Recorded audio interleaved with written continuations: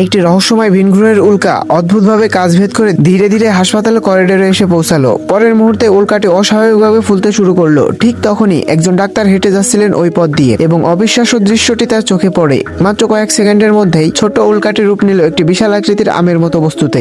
হঠাৎ করে উল্কার বাইরের খোলস খুলে গেল, ভিতরে দেখা গেল রঙিন অসংখ্য ছোট ছোট টুকরা। ঠিক সেই মুহূর্তে ভিতর থেকে ধীরে ধীরে বেরিয়ে এলো একটি ধারালো কাঁটা। ডাক্তার বিপদের আঁচ পেয়ে ঘুরে দৌড়াতে চাইলেন, কিন্তু তৎক্ষণে অনেক দেরি হয়ে গেছে। এরপর কাঁটাগুলো অসীমভাবে লম্বা হতে শুরু করে এবং পুরো হাসপাতাল জুড়ে মানুষের উপর হামলা করে। চতুর হাসপাতাল পরিচালক দ্রুত একটি আলমারির ভিতর লুকিয়ে পড়ে, কিন্তু কাঁটাগুলোই যেন লোকেশন ট্র্যাকার লাগানো, সরাসরি আলমারির বাইরে থেকে ভিতরে ঢুকে পড়লো। এরপর পুরো হাসপাতালের একজন মানুষও আর রেহাই পেল না। সবাই কাঁটার আক্রমণের শিকার হলো। যাকে কাঁটা বিদ্ধ করে সঙ্গে সঙ্গে সে অজ্ঞান হয়ে গেল এবং দেখা গেল কাঁটাগুলো হলুদ রঙের এক ধরনের তরল নিঃসরণ করে, যা শক্তভাবে মানুষের মস্তিষ্ক লেগে যায়। আর কিছুক্ষণের মধ্যেই সেই তরল পুরো শরীর নিয়ন্ত্রণ করে নেয়। ঠিক এমন ভয়ঙ্কর মুহূর্তে হঠাৎ করে হাজির হলো একজন রহস্যময় পুরুষ, যিনি শুধু একবার উল্কার দিকে তাকালেন আর সঙ্গে সঙ্গে উল্কাটি তার কাঁটাগুলো ভিতরে টেনে নিল। চোখের পলকেই উল্কাটি আবার আগের ছোট আকারে ফিরে গেল।